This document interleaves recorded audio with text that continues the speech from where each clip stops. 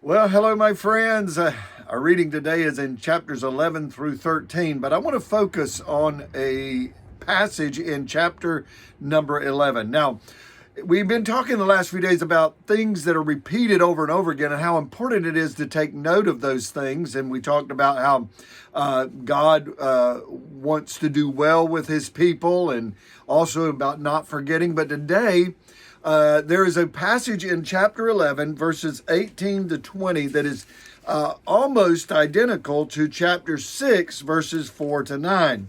And I want to read it to you today, and I believe it's applicable to you and I today for us. Let me begin in verse number 18.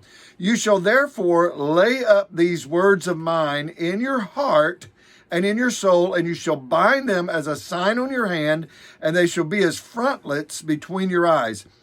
You shall teach them to your children, talking of them when you're sitting in your house, when you're walking by the way, when you lie down, when you rise. You shall write them on the doorpost of your house and on your gates, that your days and the days of your children may be multiplied in the land. Now, I want to talk just a moment about teaching these things to your children. We have many things that are being taught to our kids today that are unbiblical. In fact, we find that in our colleges, even in our elementary schools and high schools, there are things that are being taught that should be done in the home.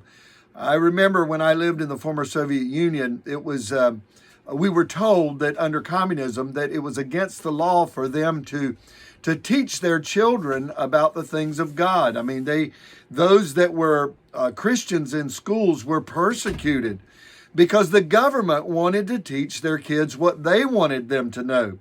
And I say to you, that's just like the enemy.